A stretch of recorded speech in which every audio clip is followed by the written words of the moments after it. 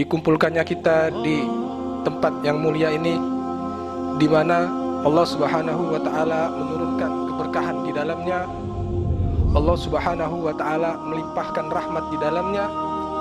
Di salah satu taman-taman surganya Allah Subhanahu wa taala, sebagaimana sabda Rasul sallallahu alaihi wasallam, "Idza marartum bi riyadil jannah farta'u." Jika kalian melewati atau melintasi taman-taman surganya Allah Subhanahu wa taala, maka singgahlah. Maka berkata para sahabat kepada Rasul sallallahu alaihi wasallam, "Ma riyadul jannah ya Rasulullah?" Apa itu yang dimaksud dengan taman-taman surga ya Rasulullah? Qaal halqu zikir wa fi riwayah majlis zikir. Alhamdulillah, pada malam ini kita berkumpul di tempat ini, kita sama-sama mendengarkan ilmu, kita sama-sama berzikir kepada Allah Subhanahu wa taala, dan juga kita berkumpul dengan orang-orang saleh.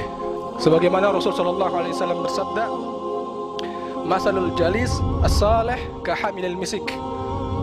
Perumpamaan kita berkumpul atau duduk bersama dengan orang-orang soleh seperti kita berkumpul dengan orang penjual minyak wangi ataupun orang yang membawa minyak wangi.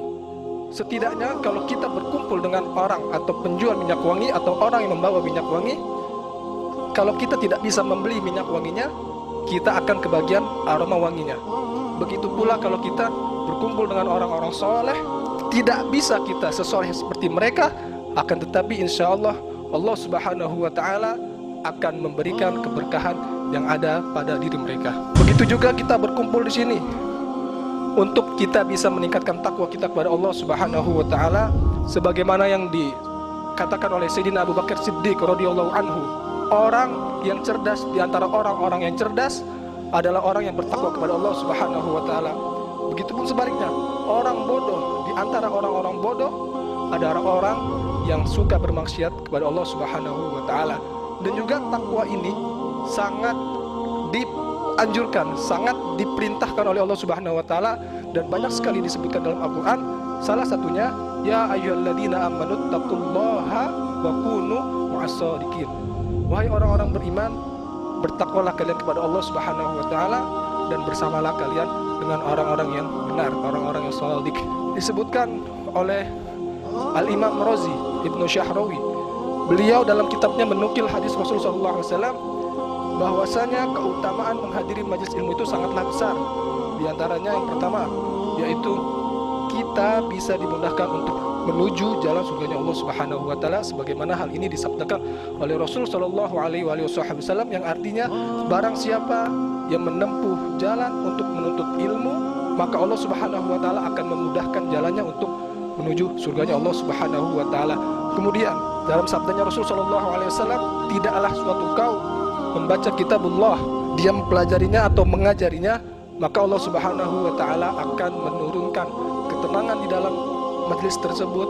Allah Subhanahu wa taala akan menurunkan rahmatnya dan diliputi oleh para malaikat, dan juga Allah Subhanahu wa taala menyebut-nyebut namanya di para hamba-hambanya yang soleh. Keutamaannya selanjutnya adalah sabda Rasul sallallahu alaihi wasallam, barang siapa yang mengajarkan atau mempelajari kebaikan, maka baginya seperti orang mujahid fisabilillah.